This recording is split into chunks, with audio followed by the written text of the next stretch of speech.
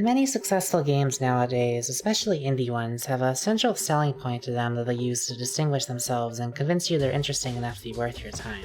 Minecraft is a game where you can place or destroy every single square meter of the world. Undertale is an RPG where you don't have to kill any enemies. Apex Legends is a battle royale that is actually good.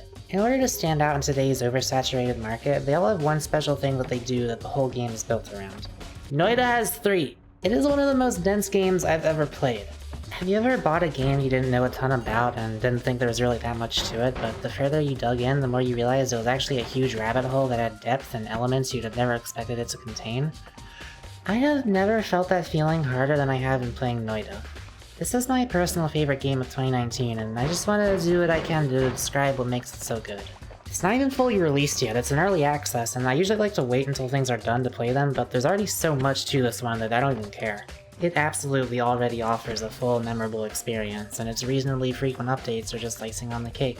If I had to say one specific thing that this game does phenomenally, it would be that it rewards creativity more so than, honestly, anything else I've ever experienced. I can't even count how many times I've thought to myself, wait, can I seriously just do that? And then been rewarded upon trying it out. With very few exceptions, most of which are just trying modifiers on a couple weird spells that don't follow standard rules, the answer to the question, can I seriously just do that, is always yes. And this rings true throughout all 3 of those major selling points I talked about earlier, which I should probably introduce now. They are the game's physics, spellcrafting, and sense of discovery. Each of these is unique and fleshed out enough to the point that they could have easily carried an entire game with just one, but the developers decided to cram them all together for maximum possible depth in this single game. I'm gonna talk about them now, and you're gonna listen if you want to hear about a thing you should probably play. The only disclaimer I have to give is that Noita is a fairly challenging roguelike, and the imaginary game master whom I like to pretend is overseeing each run is a rat-fucking bastard who occasionally pulls out the rocks while everyone dies card just to put you in your place in the off chance any of your dreams started to come true.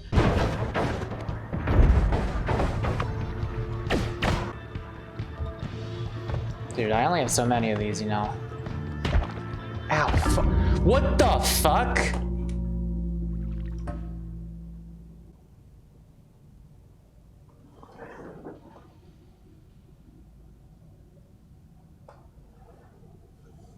An errant chunk.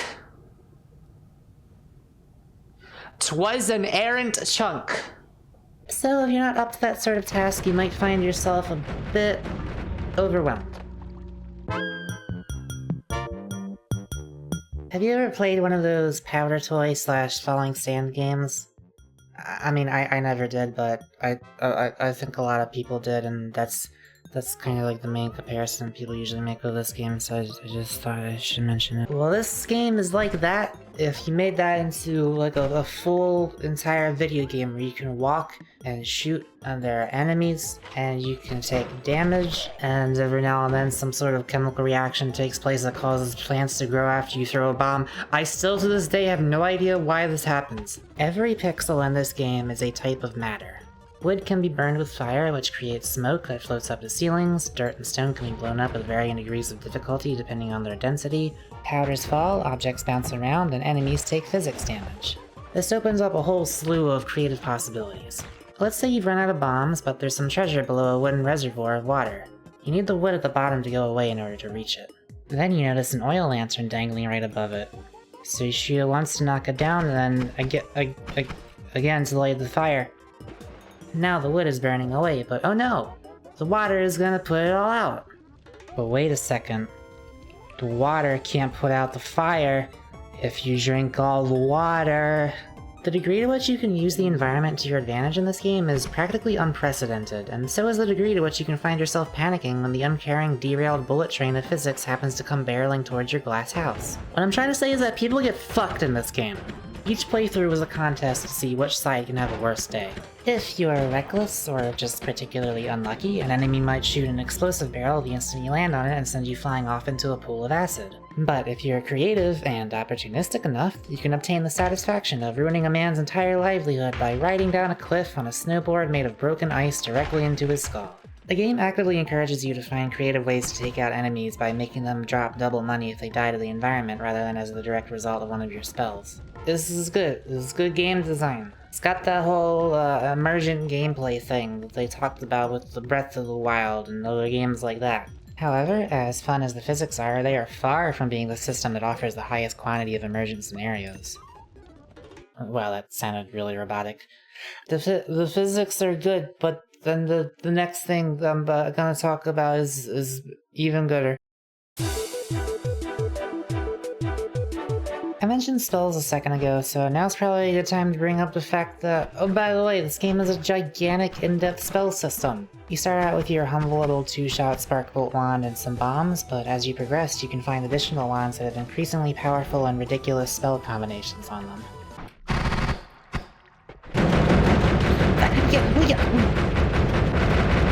Why is this happening? So you make it through a few stages with some basic spells and you're going on along when, hey look, a new wand. Why don't you grab it and see what it can do?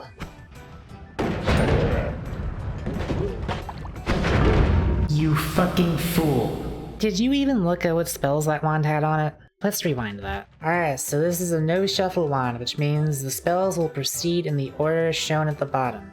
First you got a teleport spell, then you got a large magic missile, a little inconvenient to have to do one and then the other, but I mean, still functional. But then you have a double spell cast, which means it's gonna fire the next 2 spells at once. Additionally, the next spell will have explosive fireballs shooting out chaotically in random directions.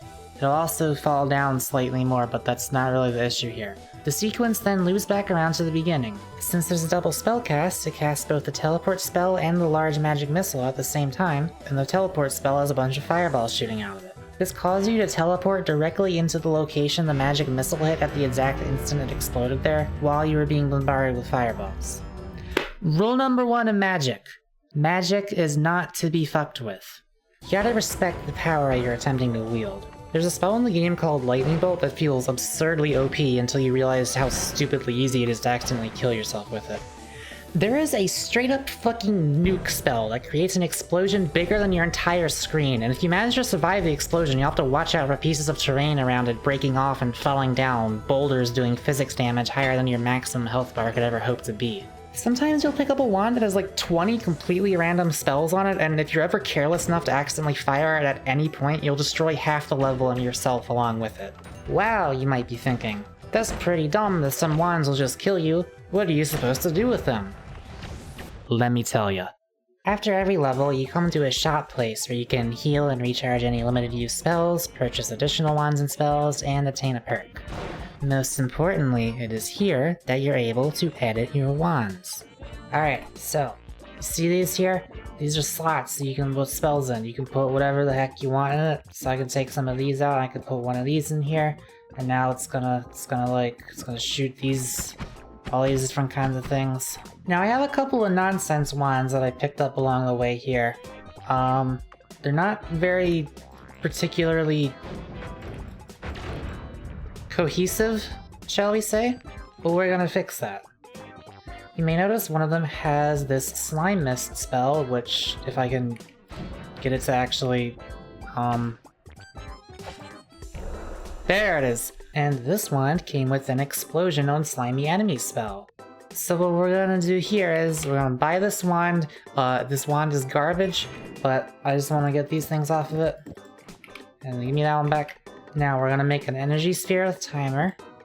You're going to put in explosion on slimy enemies, and this is going to affect the next projectile, which will be this.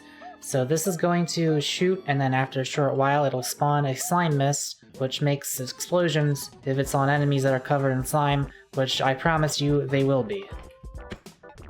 Oh wait, this is a really bad wand. The mana charge speed is only 20, let me put it on this one instead. Now in addition to that, I can think of a couple of things we can do with this one down here. I'm gonna damage plus. Now this makes it so that each projectile does plus 10 damage. Triplicate bolt does 5 damage per bolt, but you get plus 10, that's 15 damage per bolt, which is a significant increase. You can also put a double scatter spell on here, so it shoots both that and then another thing, like one of these. And you know, we got some extra room on here. why don't we add a couple of extra modifiers, like burning trail, fire trail, another burning trail, crit on bloody enemies. That's looking good.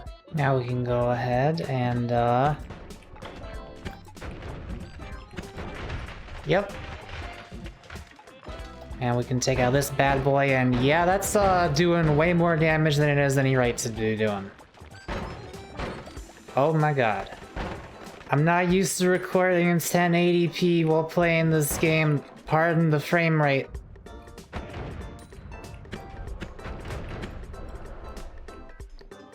That guy's not supposed to die that fast. So that's an example of some of the basics, but beyond that... Okay, so the later stages of this game are basically just a test to see how much restraint you have in your desire to play God. But yes, you do have the capability to create a wand that fires 4 saw blades that have trails of explosive gunpowder flowing between them that delete most of the terrain on your screen every time you shoot them, and all have a chance to bounce back at you and explode in your face. But should you? Will you? The answer to those questions are always no and yes, respectively. I have died to a lot of nonsense in this game, but the most common roadblock preventing me from beating it is my own damn hubris. I always think I'm able to handle the things I make, but I never ever am. I have created weapons no man should ever wield. One time I had this perfect playthrough where I had all of my favorite perks and a wand that shot rapid fire tentacles that made enemies bleed Olympic swimming pools worth of blood. Then an enemy shot a bunch of projectiles that all had lingering hitboxes, and one of my tentacles pulled dozens of them into me, causing rapid multi-hits and killing me from full health within about 6 frames of time. I don't have footage of it, but I once made a wand. This wand shot 12 shotgun pellets at once that all had arcs of electricity flowing between them that like to generate like 10 explosions per second whenever coming into contact with terrain. They also all had an electric charge on them, which meant they stunned enemies and electrocuted steel and water, and I put a fast recharge modifier on it because I wanted to be able to shoot it like 3 times a second. Every single time I fired that thing, I had about a 20% chance of instantly perishing, but it let me absolutely delete any group of enemies I'd ever come across. I was one-shotting things that normally took an entire lengthy battle to take down. Then some of the pellets bounced back to me and did my entire health bar and damage. The point is, you can wield infinite power in this game, but you gotta be able to actually handle it. It's a risk versus reward system of how lethal you want to be to both enemies and yourself. Or maybe you'll acquire perks that give you immunity to explosions and electricity and whatever the hell else your wand does, and you'll be able to just spam it to your heart's content and watch everything around you die. But more likely than not, you'll just die to your own saw blades. I just love the freedom this game gives you to become as ridiculously overpowered as you want. You just need to have a little bit of creativity and more self-restraint than you probably have. Magic is some dangerous stuff, and I don't know if I've ever seen a game actually like accurately portray just how crazy that stuff is until Noita.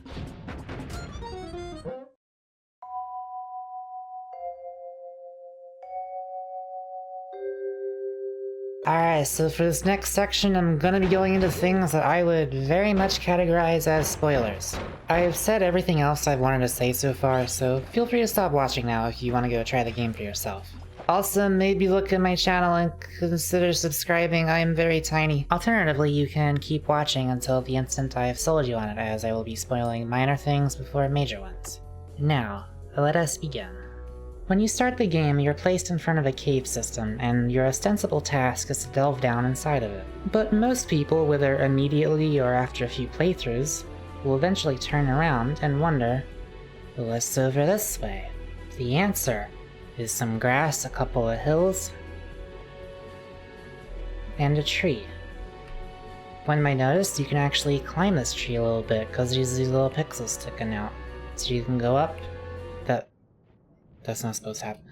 And then there's a little branch, and there's supposed to be a nest and a bird egg, but it seems the bird egg has already hatched. And then you come to this section of the tree, and you may try to fly up even more, but there's nowhere to stand on. So you might think to yourself, well, I guess I can't get any further. You can.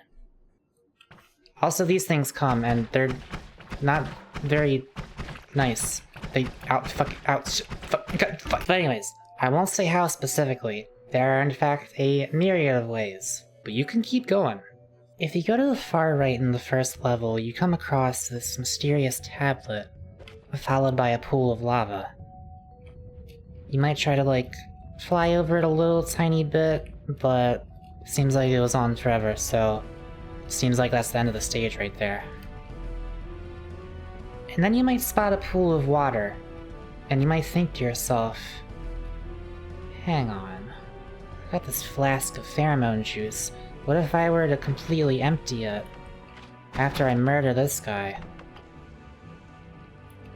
And then fill it with some water.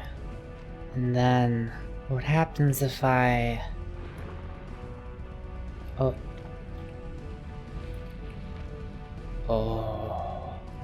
Made it to the other side.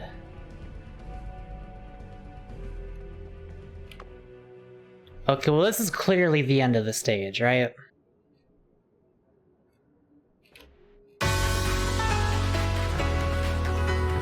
At the very beginning of the mines, if you go to the right, you can see a little glimpse of the surface. And you might assume it's just, you know, kind of background decoration, like obviously this is where the actual game is down here, so you're not really supposed to go up there. But wait a second. You can destroy terrain in this game. And it might be a little tricky, but if you're a little creative or just a little lucky and you happen to find a wand that has a black hole or something on it, you can escape. And you can begin walking in this background location that has nothing to do with the entire rest of the game. There's a little cliff here that's got a little pond with some fishies inside of it. And then you just keep on walking and it just keeps on going, so you're like, okay, is this like looping now? Is this the edge of the map? Is this just kind of like, just goes on forever and there's anything over here? And you might consider turning around and going back, but if you keep on going, then eventually...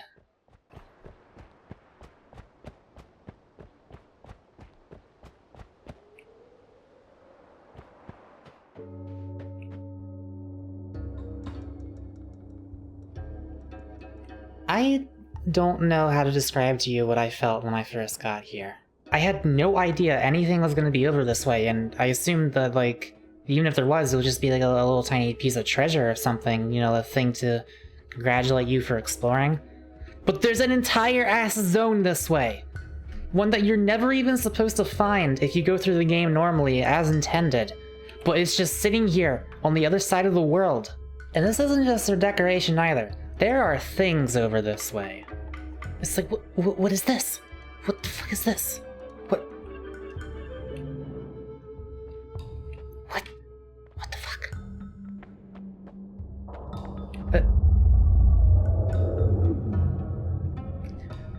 I'm not supposed to be here. The world of Noita is so much more vast than you have any idea playing through it normally. Those mines back there at the beginning of the game, those 7 levels you go through, that's for babies. This is where the real game's at. What, you thought this game was just about getting to the bottom of the thing and killing the boss and it's done? There is so much more than that. And every time you think you've discovered the last of it, there is always something else to make you think, why the fuck are there dudes here? What is down that way?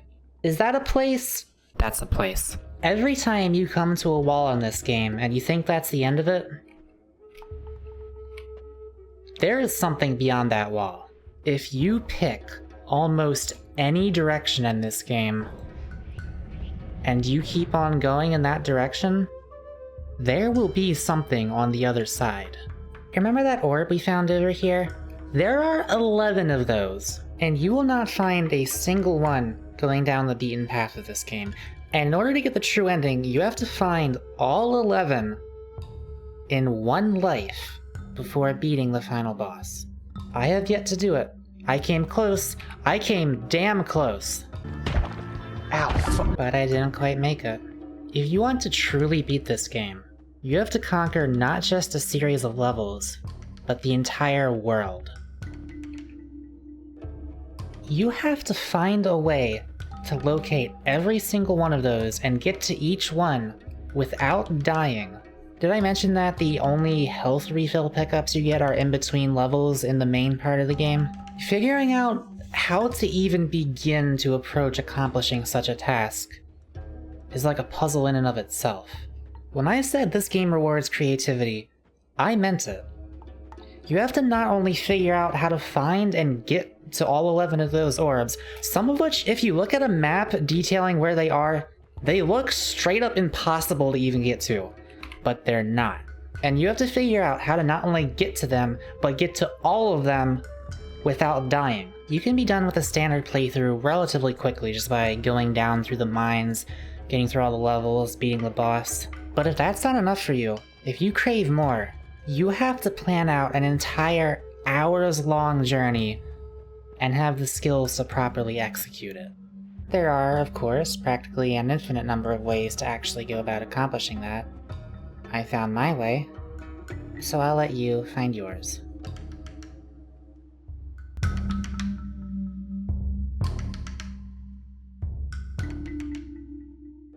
What's your favorite perk? Mine's vampirism. It lets you heal by drinking blood. Under normal circumstances, it's not that great because it reduces your max health by 1/3 and you have to drink like a lot of blood to actually heal anything substantial. But if you have a couple of corpses and a wand with either a chainsaw or a drill on it, you will have a lot of blood.